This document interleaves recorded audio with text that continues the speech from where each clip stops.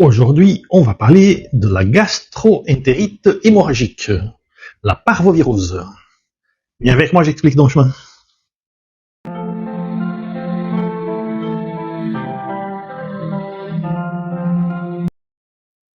Bien le bonjour, je suis Mauricio, veto dans ma chaîne La Mie des Bêtes, et aujourd'hui on va parler de la parvovirose. On a déjà parlé de la maladie de Carré dans le link qui est exactement ici. Et aujourd'hui on va parler de cette deuxième maladie qui est la terreur des éleveurs et des tuteurs de jeunes chiots qui ne sont pas encore complètement vaccinés.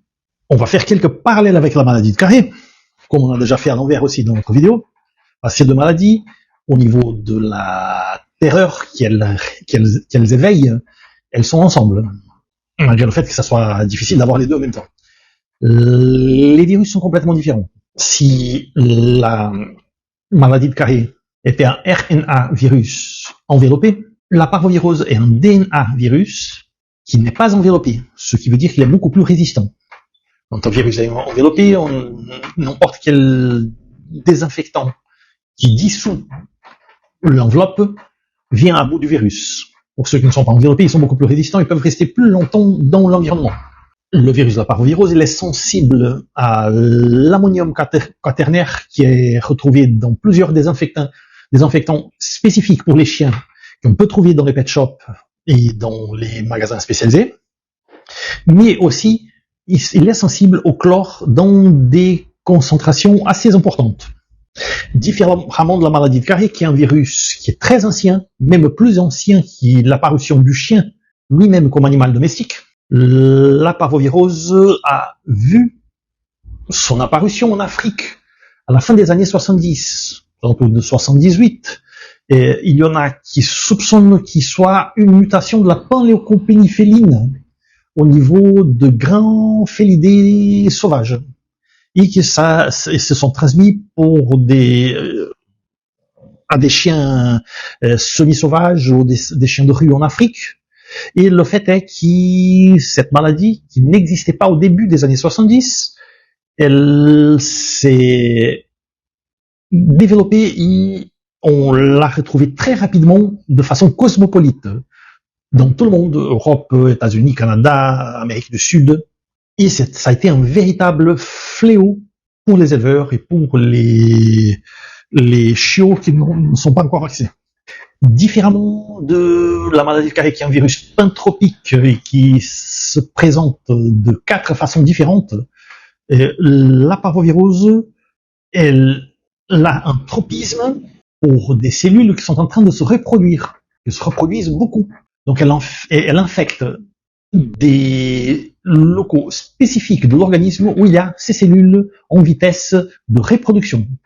Or, on en trouve dans 3 zones différentes.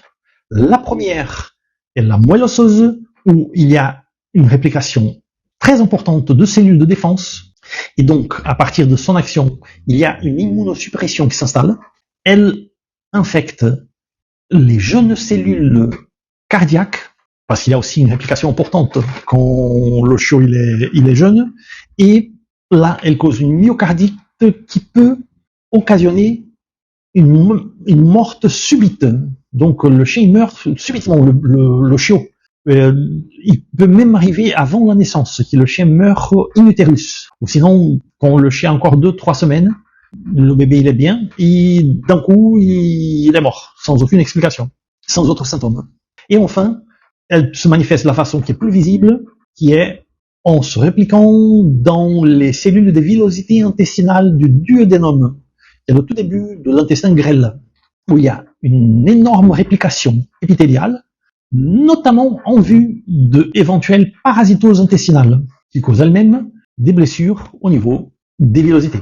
Or, ces blessures donnent origine à des hémorragies, qui justifient donc ces espèces de diarrhées nauséabondes qui en fait sont constituées par du sang semi-digéré, par des sécrétions liées à ces blessures, et éventuellement par des sécrétions purulentes en vue de la flore intestinale qui cause des infections opportunistes.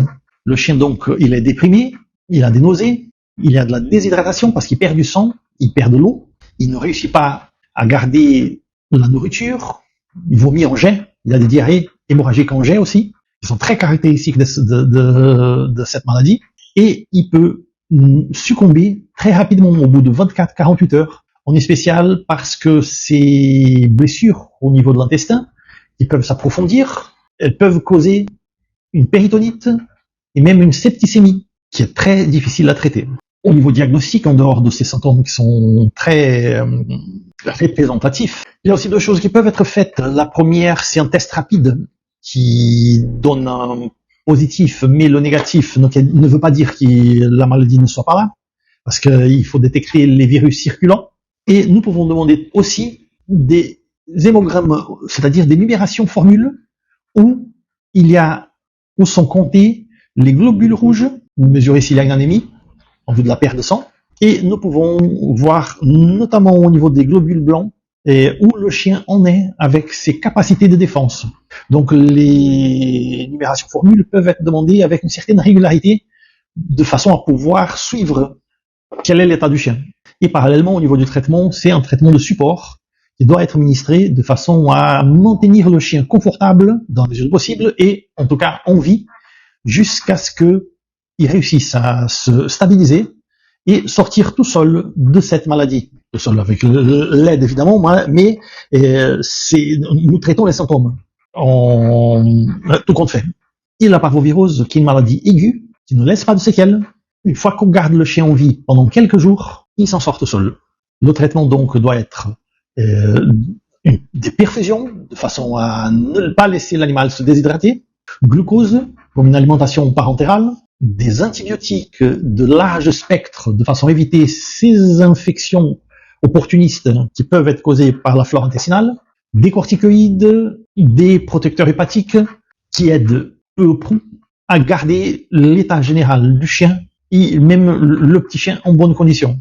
Et si on réussit pendant quelques jours à garder le petit chien en bonne condition, le pari est gagné. Mais il n'est pas un pari simple parce que la maladie, elle est sérieuse et le taux de réussite pour des animaux qui ne sont pas vaccinés et qui ne sont pas traités est inférieur à 9%.